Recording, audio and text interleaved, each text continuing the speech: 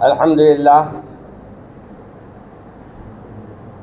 आज आप हज़रात को ज़हमत देने का मकसद आपके सामने पेश कर देना ज़रूरी समझता हूँ। पहली बात तो ये है कि जिस वक्त वो कमान को गिराने के लिए लोग आए, मुझे इस बात की इत्तला ही नहीं थी कि कमान गिराने लोग आ रहे हैं, जबकि मुझे ये कहा गया कि अचानक आए हैं और कमान गिरा रहे हैं। तो मैं ये मुनासिब नहीं समझा कि भाई बग़ैर इत्तला के आकर आप कमान गिरा रहे हैं। इस पर मैं ज़रा गुस्से में आ गया था और गुस्से में कुछ ऐसे अल्फाज निकल गए, मैं बोलना कुछ चाहता था और बातें कुछ और निकल गई। मेरा मकसद ये था कि वो फसाद होगा नहीं बताना था, बल्कि ये कोशिश मैं कर रहा था कि भाई ये फसादी हरकत क्या हो रही है, क्यों फसाद फैला रहे हैं आप लोग। तो पहली गलतफहमी हमारे को ये हो गई कि लोगों को वरगला रहे हैं। वरगलाने की ज़रूरत नहीं, आपका मदरसा है और आप इस मदरसे के पूरे जितने मुसलमान हैं वो उनके पैसों से ज़मीन खरीदी गई है। उन्हीं के मदरसे को बनाने के लिए, उन्हीं के मदरसे की हिफाजत के लिए मैं खड़ा था। मेरा कोई ज़ाती मफाद उसमें हरगिज़ नहीं था। दूसरी बात, मुझसे कहा गया कि कुछ लोगों ने मेरे पर सवालात खड़े कर दिए। मुझे अजीब बात महसूस होती है। किसी ने अच्छा कहा था, दोनों पा गए शोहरत आजकल ज़माने में, हम उन्हें बनाने में, वो हमें मिटाने में। आज हमारे साथ यही हाल हुआ है। और वो बात कमान की अलग हो गई। अगर वो हुकूमत हमको वाकई कहती है कि गिराना है और वो गिराने का उन्होंने एग्रीमेंट कर लिया है, तो मुझे इल्म में रहता और पहले से मुझे कोई नोटिस के बारे में बता देता तो यकीनन मैं उनको गिराने का परमिशन दे देता। मुझे उसका इल्म नहीं था।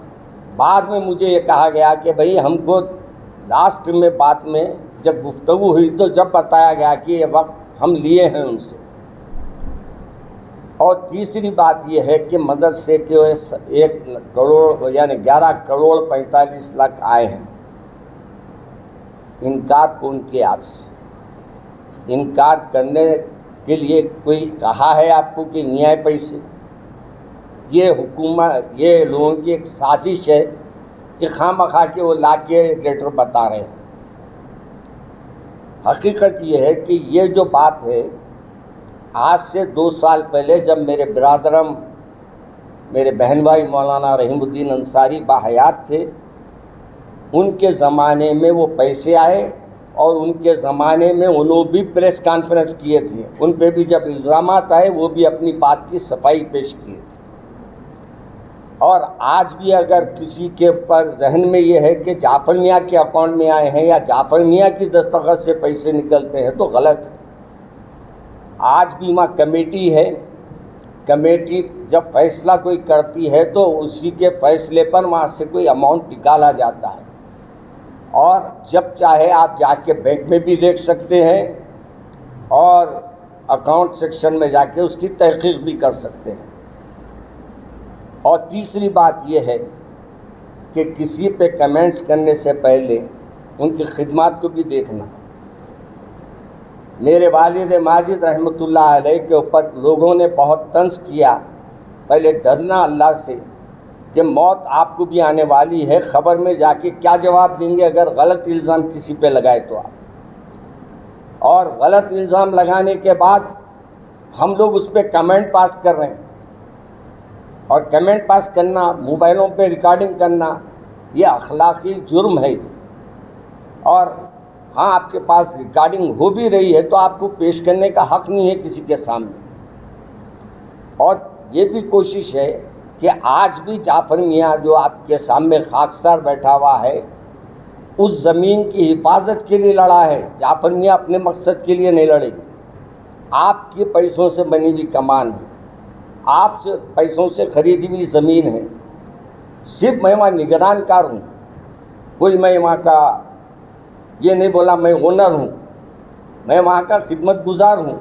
जैसे मेरे 7 कमेटी के अरकान हैं, उसमें एक मैं भी हूँ। और मेरा काम ये है कि आप लोगों की अमानत को जिस अंदाज से खर्चना चाहिए उसको समझ के, सोच समझ के खर्चे। और आपको ये भी बता दूँ, पीछे की ज़मीन जो है जहाँ हमारी बाउंड्री अभी उठी हुई नहीं है, वो आपकी जो अमानत रखी हुई है जो बैंक में है, वो अमानत से वहाँ मलकियाँ बनाना चाह रहे हैं। और वो बैंक से लेके, यानी पैसे जो हमारे बैंक में हम रखे हैं वही पैसों से हम मलकियाँ बनाएंगे। और वहाँ मलकियों का हम ये तक एहतियात किया हूँ मैं कि कोई मुझसे आके कहा कि भाई मलकियाँ बनाने इनको दे दीजिए, मैंने कहा कि ऐसा नहीं, मैं टेंडर तलब करूँगा। टेंडर में जो सबसे कम लगाएंगा कीमत, मैं उसको बोलूँगा कि भाई आप बनाइए। और जब मलकियाँ बन जाएंगे तो मैं मलकियों में भी ये करूँगा कि हर रात बाज़ाब्ता नोटिस लगाऊँगा। और नोटिस पे जो आके अपने ऑफ़र देंगे, जो अपनी मर्ज़ी से लेना चाहेंगे, जो भी उसकी सही किराया देंगे, उनको मैं ये मलकियाँ दूँगा। अब आपको कुछ सवालात मुझसे करना है तो आप कर सकते हैं। मौलाना, जिस वक्त बल्दिया आपसे एग्रीमेंट की थी, चेक दी थी, क्या उस वक्त आपको ये नहीं मालूम था? देखिए, सामान भी जा रही है और ज़मीन भी जा रही है। एक बात बता रहा हूँ मैं आपको, उस वक़्त पूरा के पूरा काम हमारे अंसारी भाई देखते थे। मगर नाम आपका ले देना नहीं, वो तो गलत बोल रहा ना मैं आपको। फिर आपको लगातार कंटिन्यू 6 महीने से पीछे पड़े हुए थे। नहीं, मेरे को नहीं बोले, मदरसे में बोल रहे हैं वो लोग। वो लोग ये बता रहे हैं मदरसे में इत्तला करी, मदरसे वाले मुझे इत्तला नहीं करी, ये बता रहा हूँ मैं आपको। हाँ, मेरे को अगर वो फ़ोन करके बोलते भाई हम तोड़ने आ रहे हैं, आपको हमको इतनी कमान तोड़ना है, ओके, मैं बोल सकता था। और दूसरी बात, मैं जब ये सब करा उसके बाद मैं होम मिनिस्टर साहब को फ़ोन करा, भाई रिक्वेस्ट करा मैं कि हमारे होम मिनिस्टर साहब, ये मदरसे की ज़मीन है, मदरसे की कमान है, मेरे वालिद माजिद की एक यादगार है, अगर आप उसको रुका सकते तो रुकाइए चंद दिन, जब तक यानी ट्रैफिक, वहाँ पुल बन गई के बाद नीचे से ट्रैफिक कहाँ रहेंगी, वहाँ ब्रिज बन जाएगा तो नीचे से ट्रैफिक कहाँ रहेंगी उतनी वहाँ। उनसे रिक्वेस्ट किया। फिर मैं रहमत बेग साहब को फ़ोन किया, रहमत बेग साहब को फ़ोन करके बोला साहब मेरा फ़ोन नहीं उठा रहे हैं, साहब वहाँ इलेक्शन में मसरूफ़ हैं, आप मेरी गुजारिश साहब तक पहुँचा के आप उसको रुकाने की कोशिश कीजिए। अगर मेरे को पहले ये मालूम होता तो मैं प्रेस कॉन्फ्रेंस करता था, इनको बोलता था। क्या करता था पहले आप बोलिए। जब आपको मालूम नहीं था तो आपका एक वॉइस मैसेज भी आया था कि थोड़ा जा रहा है, आप लोग सपोर्ट करो। क्यों बोला मैं? के बाद ही आप आ गए वहाँ पे। देखिए, मेरे को क्यों बोला मैं कि मुझे खुद में मालूम था कि कमान तोड़ने आ रहे हैं। अगर मेरे को पहले मालूम होता कि भाई ये लिख के दे दिए हैं कमान तोड़ना, तो उस वक्त मैं भी आप लोगों के साथ ठहरता था, तोड़ो बोल के मैं भी तोड़ाता था सामने। एक बात मैं आपसे अर्ज कर रहा हूँ, कई एक जगह ऐसा है जहाँ कमाने गवर्नमेंट रखी हुई है, कई जगह तोड़ने की जना नहीं तोड़िए, तो मेरा भी एक हक़ है, मेरे बाबा की यादगार है वो, मैं भी अपने तरफ से बोल सकता हूँ मेरे बाबा की यादगार है। भाई आप जब ट्रैफिक बढ़ जाएंगी, वहाँ लोग आने जाने का रास्ता नहीं रहेगा, वहाँ आप तोड़िए। अब तो ऐसी नहीं है ट्रैफिक के आपको कमान तोड़ने की ज़रूरत पड़ी।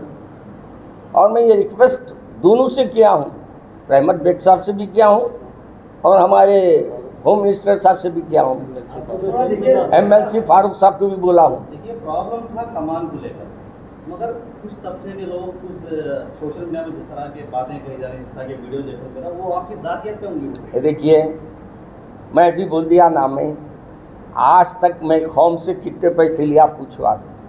आज भी मैं आया हूँ ना, आज भी मैं कल सुबह निज़ामाबाद में था, फिर शाम में मैं कहाँ था, कोदाड़ में था, और आज दिन में मैं कहाँ था, कृष्णा में था। ये पूरा सफ़र करके मैं आया, मगर मुझे आती है फ़ोन आया कि भाई आप प्रेस कॉन्फ्रेंस रखिए, मैं थक के आया हूँ, 1000 किलोमीटर का सफ़र करके आया हूँ कल से, और अब तक खाने तक बराबर नहीं खाया हूँ, होटलों में मैं खाता नहीं। मैं आपकी खिदमत क्या से फिर रहा हूँ, क्या मेरे जेब को भरने फिर रहा हूँ मैं? आप कहीं भी फ़ोन करके पूछ लीजिए, मेरे को किराए से हट के क्या 10 रुपये कोई देते, क्या कोई नजराना ला के देता क्या? वहाँ का जो चेक मिला 11 करोड़ 45 लाख था, तो 11 करोड़ 45 लाख रुपए में वो जो कमान की ज़मीन है वो भी इंक्लूड है। वही नहीं मालूम था मेरे को। आप ये बता रहे हैं मेरे को कि इंक्लूड है बोल के, इन्हों बोल रहे हैं कौन? बल्दिया वाले। अभी हमारी कमेटी के असल जो बात कर रहे थे भाई तो हमारे मरहूम हैं, उसकी इत्तला आपको नहीं दी थी? कोई नोटिस वगैरह नहीं आई? नोटिस नहीं आई। इत्तला ज़बानी दिए कि त्याग, ज़बानी इत्तला दिए उससे, मगर हमारे ऑफिस वाले मुझे इत्तला नहीं दी। आपके ऑफिस में नोटिस वगैरह कुछ आई? कुछ नहीं है, नोटिस नहीं आई, ज़बानी। अगर कोई और एक बात मुंसिफ में भी छपा के 1984 में आतिफ साहब की जो है डेथ सर्टिफिकेट लगा के जो करे हुए कि आपका भी नाम एक मौलाना बोल रहा है इसमें। देखिए उस वक़्त, आज आपको मैं खुली बात बोल दे रहा हूँ, मैं मेरे बिरादरम से भी आप लोगों की ज़मीन के वास्ते मैं लड़ा हूँ। अगर वो आपको यकीन नहीं है तो आप जाके वो फाइल खोलिए, जिस वक़्त चेक मिला था ना उस वक़्त के जाके आप लोग पूरे अपने अपने रिकॉर्डिंग देखिए, आपको रिकॉर्डिंग में मिलेंगा इस ज़मीन के वास्ते मैं कितना लड़ा हूँ, इन पैसों की हिफाजत के वास्ते मैं कितना लड़ते रहता हूँ। क्यों? ये आपके पैसे नहीं है, मेरे पैसे नहीं है, मेरे को अल्लाह के पास जवाब देना है। और जितने लोग कमेंट्स कर रहे हैं मेरे बुज़ुर्गों पे कर रहे हैं, इस वास्ते मेरे को आज प्रेस कॉन्फ्रेंस रखना पड़ा। वो मौलाना आकिल अलैहि रहमा जो अपने 60 साल इस कौम को बनाने में लगाए, 60 साल ये मदरसे की ज़मीन, आप बोलो आज करोड़ों की ज़मीन है, मैं आपकी क्यों बोलता था? अगर मेरा मकसद अगर वो ज़मीन हड़पना रहता, मैं ये बोलता था उस वक़्त ठहर के ये आपकी ज़मीन है बोल के। मैं ये बोल रहा हूँ, आज भी बोल रहा हूँ आपके सामने, ये आप लोगों की ज़मीन है, मेरी नहीं है। मैं मर जाऊँगा कल आप मदरसा संभालने वाले कोई तीसरे आएंगे, जो भी आएगा वो मदरसे को निगरानी करेगा। निगरानकार हो सकती कमेटी, ना बेचने का इख्तियार है उसको और ना उसको उसके पैसे खाने का इख्तियार है हमारे। और अल्हम्दुलिल्लाह आज मैं अल्लाह को हाज़िर और नाज़िर जान के इस ऐवान में बोल रहा हूँ, 1 रुपया आज तक मदरसे के नाम से आने जाने का किराया तक नहीं लेता, मैं वहाँ चाय तक नहीं पीता। आप ऐसे पे उंगली उठा रहे हैं? अरे आवाम का पैसा जो खा के निकल गए उन पे नहीं उठा रहे हैं। आज 1 रुपये की चाय भी पीना है तो अपने पैसों से पीता हूँ मदरसे में। मदरसे का पैसा आपका पैसा है, मैं आपके पैसे को मैं अपना पैसा समझ के नहीं खर्च सकता। हाँ, कमेटी अगर मेरे सामने आके बोलेंगी ये लिख के दीजिए आप, क्योंकि कमेटी पास करती है तो मेरे को लिखना पड़ता, दस्तखत करना पड़ता मेरे को, क्योंकि कमेटी पूरी है बोल रही तो वही बोलना पड़ता मुझे। अगर आप बल्दिया वाले आके तोड़ने के लिए आए तो क्या इजाज़त? देखिए भाई, हमारा काम था रिक्वेस्ट करना, और हम सिर्फ बोलने में गलती होगी। बार बार बोल रहा हूँ मैं आपको कि मैं सिर्फ ये बोला भाई ये फसाद क्यों कर रहे हैं, खामखा बोलने का फसाद हो जाएगा, मेरे मुँह से निकल गया, बस इतनी बात है। चुप क्यों तोड़ के फसाद कर रहे हैं भाई? ये आप नहीं तोड़े तो भी चलता ना। अभी ये बात थी मेरी, मगर वो ज़बान मेरी कुछ पलट गई या तो मेरे जहन में कुछ और था होगा। हाँ, आप लोगों को बुलाने का मकसद उस वक़्त क्या था? मेरे साथ चाहे हिम्मत वाले आ गए तो अब आप देखिए वो दीवार उठाए बोल रहे हो, खुदा हम गवाह है, हमने उठाई वो दीवार जो उठा लिया ना, ये नौजवान चलाए थे, वो लोग आए आके बोले हम दीवार उठा लेते।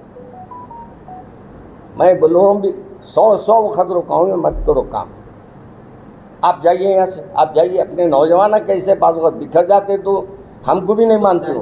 कमान तोड़ने के लिए अभी भी टाइम चाहिए था। देखिए हमारी अभी भी रिक्वेस्ट है ये, अगर रहने देते थैंक यू, अगर तोड़ना ज़रूरी है ओके, अब क्या कर सकते हैं हम? रोड पे वो कमानी शादी बोल के बता रहे हैं। देखिए कई जगह कमाना ठहरे में नहीं है, आपको पते बताऊँ मैं, कई जगह ऐसी जगह पे बड़े बड़े चीज़ा रुके हुए हैं, वहाँ तोड़ने जा रहे हैं आप लोग। क्यों? हमारी मदरसे पे कई को नज़र है, हम ये रिक्वेस्ट कर रहे हैं आपसे। दारुल हैदराबाद को आप कब से अपनी जिम्मेदारी से संभाल रहे थे? देखिए मैं दारुल हैदराबाद की जो जिम्मेदारी है, पहले तो मैं सिर्फ एक नाम का सदर था, खुले अल्फाज में बोल रहा हूँ। मेरे भाई चलाते थे और मैं कभी कभार जाता था। जब मेरे भाई का तबीयत बिगड़ने लगी तो भाई ने, हमारे अंसारी भाई ने कहा कि भाई तुम जाया करो, तो भी मेरी चेक पे दस्तखत नहीं थी उस वक़्त तक। फिर उसके बाद जब मेरे ये हंगामे शुरू हुए तो चेक पे दस्तखत जब मेरी हुई, उससे पहले तो मेरे को इल्म भी नहीं था कि कब पैसे जमा हुए, कौन से अकाउंट में जमा हुए, वो भी मुझे इल्म नहीं था। और आज भी आप बेफिक्र रहिए, जाके अकाउंट देख लीजिए, ऑडिट की रिपोर्ट है, बोलो ऑडिट की रिपोर्ट वहाँ बताते। एक जना आपके ऊपर तनकीद कर रहे हैं, मौलाना मोइस अशरफी, जी? उनके मौलाना मोइस अशरफी आपके ऊपर तनकीद कर वही रहे तो हैं, इसके ऊपर मैं क्या बोला, मैं उनके तकरीरा सुन के मैं खुश होता था। आज मेरे को भी बोले तो खुश हो, खिलाफ बोल रहे हैं। आज मैं भी खुश हो रहा हूँ। कोई तो मेरे को अपने को है ना बताया ना भाई, मैं उनसे नाराज़ नहीं हूँ, इस बात से नाराज़ नहीं हूँ। मैं ऐब बताने पे चिढ़ता नहीं, मेरा ऐब है तो मैं चिढ़ूँगा, मेरा ऐब भी नहीं है तो मैं डरने की क्या बात है। ऐब नहीं है, इल्ज़ाम लगा रहे हैं आपके ऊपर। वो लगाए तो अल्लाह के पास होगा ना। देखिए, आप जाइए कल अकाउंट चेक करिए, बैंक में जाके पूछिए कितने हैं, जितने कम है। हमारे बिरादरम पहले मरहूम इंतकाल से पहले पूरे बातों की सफाई कर दिए थे। इतने करोड़ देना था, इतने करोड़ खर्च था, सब बता दिए थे बेचारे। तो मेरा तो उसमें है ही नहीं। डेथ सर्टिफिकेट का जो बोल रहे हैं मौलाना हो कि आप भी इसके अंदर शामिल थे, वही क्या बोल रहे हैं? मुझे इल्म भी नहीं है। आप दारुल 2 साल हो रहा था, 2-3 साल से अंसर भाई के इंतकाल के पास से ज़्यादा जा रहा हूँ, वरना मैं कभी जाते ही नहीं था ताल्लुक। ठीक है, शुक्रिया।